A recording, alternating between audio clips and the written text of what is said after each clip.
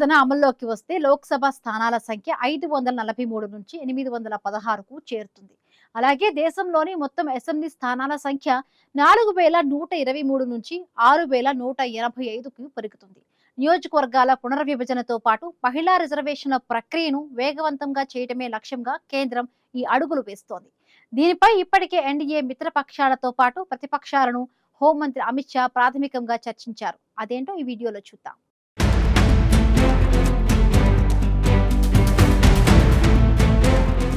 దేశంలో నియోజకవర్గాల పెంపు ప్రక్రియపై కేంద్రం వేగంగా కసరత్తు చేస్తోంది. 2027 మార్చి నాటికి జనగణన పూర్తి చేసి ఆ లెక్కల ఆధారంగానే 2029 ఎన్నికల నాటికి కొత్త సీట్లను అమలు చేయాలని భావిస్తోంది. జనాభా ప్రాతిపదికన సీట్లు పెంచితే దక్షిణాది రాష్ట్రాలకు నష్టం జరుగుతుందనే ఆందోళన ఉంది. ఈ సమస్యను పరిష్కరించేందుకు అన్ని రాష్ట్రాల్లో సమానంగా 50% సీట్లు పెంచాలని కొత్త వ్యూహాన్ని కేంద్రం తెరపైకి తెచ్చింది. దీనివల్ల ఏ రాష్ట్రానికి అన్యాయం జరగకుండా రాజకీయ ప్రాతినిధ్యం పెరుగుతుందని ప్రభుత్వం భావిస్తోంది. ఈ ప్రతిపాదనలో సాధ్యాసాధ్యాలను చర్చించేందుకు మల్లికార్జున ఖర్గే నేతృత్వంలోని విపక్షాలు మంగళవారం భేటీ కానున్నాయి. కొత్త చట్టాల ప్రకారం నియోజకవర్గాల సరిహద్దులు పూర్తిగా మారనున్నాయి. ఈ మార్పులు అధికార పార్టీ తనకు అనుకూలంగా మార్చే అవకాశం ఉందని విపక్షాలు ఆరోపిస్తున్నాయి.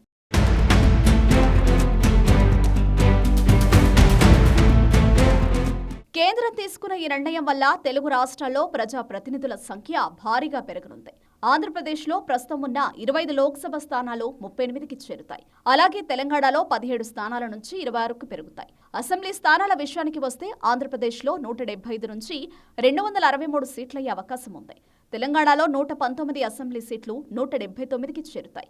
దీనివల్ల స్థానిక నాయకత్వానికి మరిన్ని అవకాశాలు దక్కనున్నాయి.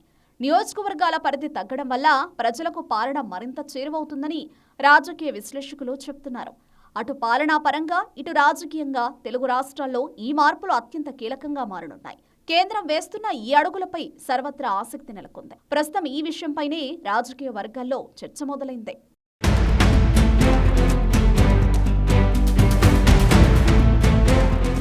లోక్సభ స్థానాల పెంపు వల్ల ఉత్తరప్రదేశ్కు అత్యధిక ప్రయోజనం కలగనుందని అంటున్నారు రాజకీయ పరిశీలకులు. యూపీలో ప్రస్తుతం ఉన్న 80 సీట్లు 120కి పెరుగుతాయి. ఇందులో 40 సీట్లు మహిళలకు కేటాయించే అవకాశం ఉంది. మహారాష్ట్రలో సీట్ల సంఖ్య 48 నుంచి 72కు చేరుతుంది. పశ్చిమ బెంగాల్లో 42 నుంచి 63కి, అలాగే బీహార్లో 40 నుంచి 60 సీట్లకు పెరుగుతాయి.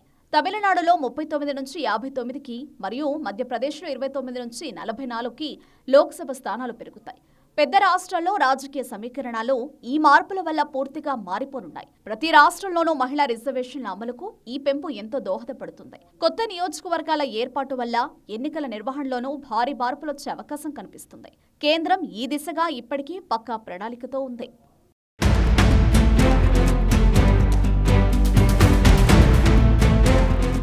చిన్న రాష్ట్రాల్లోనూ ప్రాతినిధ్యం పెరగనుంది. అరుణాచల్ ప్రదేశ్, గోవా, మణిపూర్, మేఘాలయ, త్రిపుర వంటి రాష్ట్రాల్లో లోక్సభ సీట్లు 2 నుంచి 3కి పెరిగే అవకాశం ఉంది. ప్రస్తుతం ఒక్కో సీటు మాత్రమే ఉన్న మిజోరం, నాగాలాండ్, సిక్కిం రాష్ట్రాలకు 2 సీట్లు చొప్పున వచ్చే అవకాశం కనిపిస్తోంది. కేంద్ర పాలిత ప్రాంతాల్లోనూ మార్పులు ఉండనున్నాయి. ఢిల్లీలో లోక్సభ సీట్లు 7 నుంచి 11కు పెరుగుతాయి. జమ్మూ కశ్మీర్లో 5 నుంచి 8కి సీట్లు పెరిగే అవకాశం ఉంది. లదాఖ్, పుదుచ్చేరి వంటి ప్రాంతాల్లో సీట్ల పెంపుపై ఇంకా స్పష్టత రావాల్సి ఉంది. మొత్తం మీద దేశవ్యాప్తంగా ప్రతి ప్రాంతానికి చట్టసభల్లో తగిన ప్రాతినిధ్యం కల్పించడమే లక్ష్యంగా ఈ మార్పులు చేపడుతున్నారు. ఈ ప్రక్రియ పూర్తయితే పార్లమెంటు స్వరూపమే మారిపోతుంది.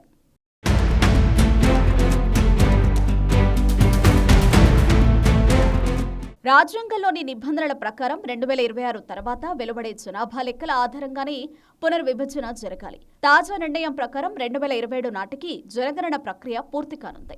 మహిళా రిజర్వేషన్ బిల్లు ప్రకారం 33% కోటా 2034 నుంచి అమలు కావాల్సి ఉంది. అయితే సీట్ల పెంపు ద్వారా ఈ రిజర్వేషన్లు 2029 ఎన్నికల నుంచే అమలు చేయాలని కేంద్రం భావిస్తోంది. అందుకే చట్టాలకు అవసరమైన సవరణలు చేసేందుకు సిద్ధమైంది. అన్ని రాజకీయ పార్టీల మద్దతు కూడగట్టే ప్రయత్నాలను హోంమంత్రి అమిత్ షా ఇప్పటికే ప్రారంభించారు. అనుకున్న సమయానికి ఈ ప్రక్రియ పూర్తయితే వచ్చే సార్వత్రిక ఎన్నికలు కొత్త నియోజకవర్గాల ఆధారంగానే జరుగుతాయి. దీనివల్ల చట్టసభల్లో మహిళల భాగస్వామ్యం కూడా త్వరగా పెరిగే అవకాశం ఉంది.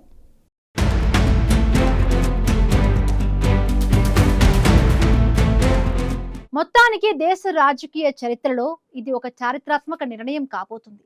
సీట్ల సంఖ్య పెరగటం వల్ల అటు మహిళలకు ఇటు సామాన్య కార్యకర్తలకు చట్ట సభల్లోకి వెళ్లే అవకాశం దక్కుతుంది. మరి దీనిపై విపక్షాలు ఎలా స్పందిస్తాయో చూడాలి.